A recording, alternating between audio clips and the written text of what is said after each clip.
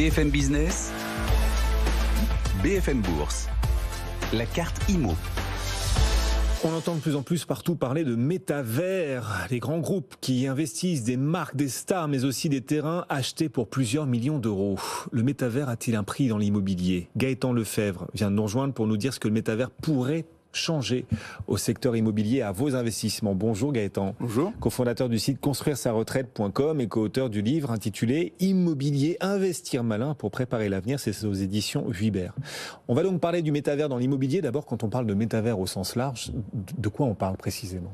Alors, déjà, avant de vous répondre, j'ai envie de réagir. J'ai été frappé par les résultats d'une étude qui a été réalisée par la société Paul & Roll, donc qui a été mandatée par Mastéos, sur un panel d'environ 2000 personnes. Donc une étude qui était là pour jauger un peu l'appétence des Français pour l'investissement dans ce monde virtuel, investissement immobilier dans ce monde virtuel. Eh bien, le résultat, c'est qu'il y a déjà 4% des Français qui ont investi dans l'immobilier, dans le métaverse. Bon, qu'est-ce que c'est que ce chiffre ? Alors, 4%, alors c'est vrai que ça peut, comment dire... Ah oui, ça.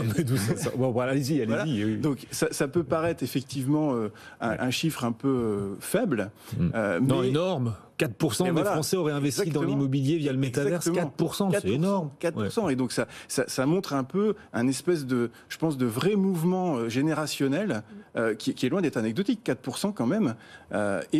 Qui montre bien qu'il y a quelque chose qui est en train de changer et qu'il faut prendre ce marché au sérieux.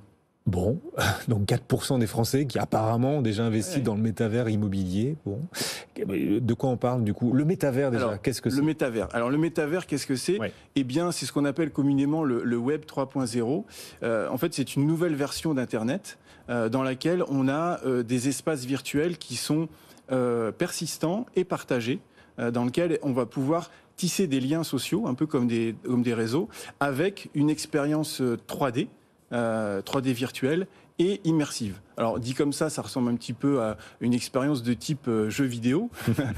Mais comme on l'a dit, en fait, les grandes enseignes, les grandes marques ne s'y sont pas trompées. Elles voient un petit peu au-delà de l'expérience un peu jeu vidéo. Et ce qui les intéresse, c'est le business model qui est derrière, le modèle commercial qui s'appuie sur les NFT, les fameux jetons non fongibles, et la blockchain.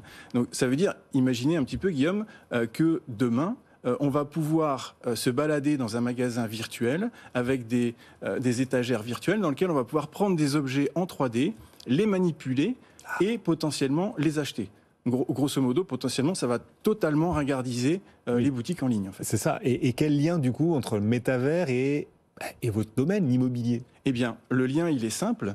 C'est que pour avoir comme je viens de dire, des magasins ou des endroits dans lesquels on peut consulter ce genre de choses, il faut du foncier, même dans le métavers. Ah oui. Et donc, comme il faut du foncier, eh bien, c'est là qu'intervient l'aspect immobilier. Alors, du foncier pour créer, comme on l'a dit, des magasins, pour pouvoir proposer soit des visios, soit la vente de certains produits, de certains services, voire aussi, ce qui est beaucoup plus difficile à réaliser en physique, l'aspect éphémère, pouvoir faire des choses éphémères, proposer. Il y a déjà des grandes marques de sport qui proposent, par exemple, pour des avatars, l'achat de baskets spécifiques pour les avatars. Donc, on voit bien qu'il y a une tendance qui se met en marche. Et donc, du coup, forcément, qui dit magasin, qui dit bâtiment, dit foncier. Et donc voilà pourquoi il y a un intérêt croissant pour les investisseurs sur l'immobilier dans le métavers. C'est ça, parce que les espaces dans le métavers, les territoires investissables ne sont pas illimités et donc ils prennent de la valeur. Absolument. Oui, c'est ça l'idée. Alors justement, pour un investisseur, comment faire pour investir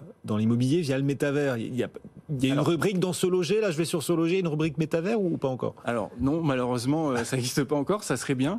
Donc ce qu'il faut voir, c'est qu'il y a plusieurs étapes pour investir dans le métavers. La première chose qu'on n'a pas encore dit, c'est qu'il faut passer par une crypto-monnaie. Donc la première étape, c'est d'aller sur des plateformes pour convertir ces euros en crypto-monnaie. Donc généralement, beaucoup de plateformes utilisent l'Ethereum comme crypto-monnaie, mais il y a des plateformes qui utilisent des crypto-monnaies qui leur sont propres, comme Mana ou Sand pour Sandbox.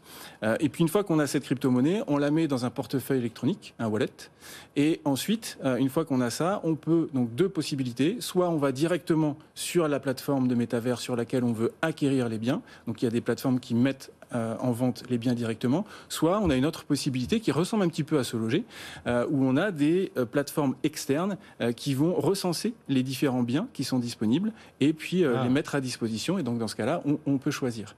Donc voilà. Donc ça, ce qui est intéressant et important à noter, c'est qu'on utilise donc la technologie des NFT, des jetons non fongibles, pour faire l'acquisition, donc via les crypto-monnaies. Ça, il y a une vraie propriété en l'occurrence. Alors voilà, ce qui est intéressant, c'est que ça passe par la blockchain. Et donc ce que permet le NFT, c'est effectivement de s'assurer que sur une transaction, ça certifie l'authenticité et ça assure bien le fait que sur un bien, il n'y aura pas de propriétaire. Oui, c'est ça. La blockchain sert de notaire en quelque sorte. Exactement, exactement. Qu'est-ce que j'ai en tant qu'investisseur à gagner à choisir d'investir, de placer mon argent dans l'immobilier virtuel? Alors, on va pas faire de la location pour avatar, on est d'accord? Alors non, effectivement, il y a peu de chances qu'effectivement on commence à faire de la colocation pour. Pourquoi pas d'ailleurs? Mais pourquoi pas? On sait jamais. Effectivement, le monde est parfois surprenant.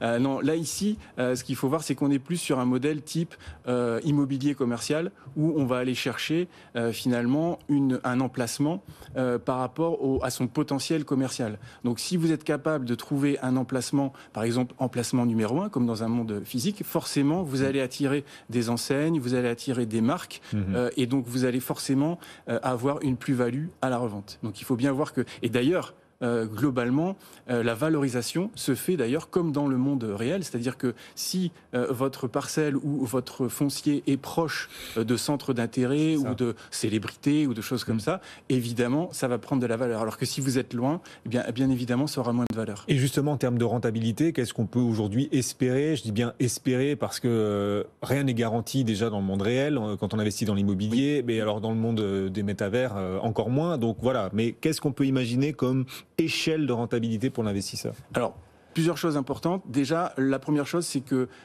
les fondamentaux de l'immobilier, qu'on soit dans le réel ou dans le virtuel, sont conservés. Et donc, la première chose à faire, c'est de se rendre sur place, exactement comme dans l'immobilier réel. C'est-à-dire, en gros, vous choisissez votre plateforme, vous créez un avatar, et avec votre avatar, vous allez voir justement sur place quels sont les endroits qui sont centres d'intérêt, attirent des gens, font que finalement, il y a du trafic. Ça, c'est le point le plus important. Ensuite, tout à l'heure, vous l'avez légèrement abordé, il y a le fait qu'il y a des plateformes qui vont pouvoir mettre à disposition et augmenter leur taille, donc augmenter leur capacité foncière. Et puis, il y a des plateformes qui ont déjà, finalement, quelque chose qui est figé. Donc, à partir du moment où c'est figé, forcément, on va augmenter la notion de rareté et les prix vont augmenter, évidemment. Donc là, ça va forcément engendrer de la plus-value à la revente. Bon, et le conseil, c'est un conseil qu'on a l'habitude de donner à ceux qui investissent en crypto, mais c'est peut-être la même chose dans le métavers, c'est d'investir que l'argent que l'on peut perdre. Effectivement, c'est un conseil de bon père de famille. C'est vraiment de la diversification. C'est encore un univers de pionniers, il faut quand même le souligner. Bon, même si d'après cette enquête, donc 4% des Français auraient investi dans l'immobilier via le métavers. Bon, d'accord. Une enquête quand même de Paul Enroll, mandatée par Mastéos. Bon, 4%, ça me paraît énorme, mais bon, voilà. En tout cas, c'est le chiffre qu'ils annoncent. Merci beaucoup de nous avoir accompagnés aujourd'hui. Merci à vous.